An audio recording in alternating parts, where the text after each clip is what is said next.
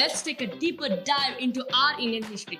History books often end with India's freedom story on August 15, 1947. But that's not the whole truth. Beyond the celebration, two tiny corners of the country were still under foreign rules. Their flags, their laws, and even their rulers were different from the rest of India. This is the forgotten tale of Goa and Puducherry, India's lost colonies. August 15, 1947. India celebrates independence, but not everyone is free. In some corners of the country, the colonial flag still flies. Why and what happened next? What if I told you that even after India's big Independence Day in 1947, some parts of the nation still weren't free?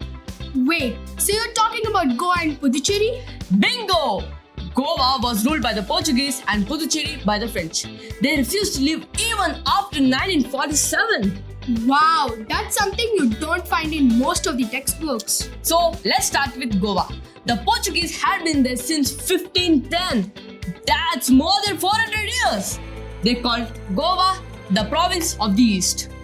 But didn't the Goans want to leave and join India? They did, but Portugal won't let go. Even the United Nations tried to mediate, but Portugal called Goa an overseas province, not a colony. Oh, that's like calling a cage a luxury hotel. Did you know in 1955, more than 3,000 Satyagrahis entered Goa non-violently?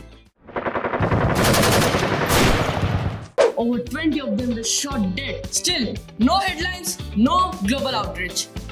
It wasn't until 1961 that India launched an operation called Vijay that finally liberated Goa 14 years after 1947. Now let's head to the southeast coast of Puducherry. While it looks calm and quiet today, its history was full of resistance. The French allowed a referendum in 1954 to the nearby towns. The people overwhelmingly voted to join India. But Puducherry itself didn't officially merge to India until 1962. And here's something wild. For years, Puducherry had both the Indian and French flags flying at the same time. One hero, V. Subbiah, went underground to print secret papers. Though his press was raided, he still never gave up. Here's a fact most people don't know. India's official map had empty spots for Goa and Puducherry. They were literally the missing parts of our beloved nation, India.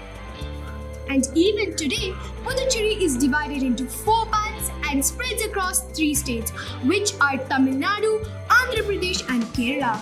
Plus, French is still taught in schools and the street signs are of 2 languages. Same in Goa, you'll find Portuguese surnames and European architecture that dates back centuries. So, if somebody tells you that India got its complete freedom in 1947, you can say, well, not completely. Because freedom didn't come in a single day. For some parts of India, it took years of silent and stubborn bravery. Thanks for listening to Echoes from the Past. Stay curious, stay bold, stay Indian.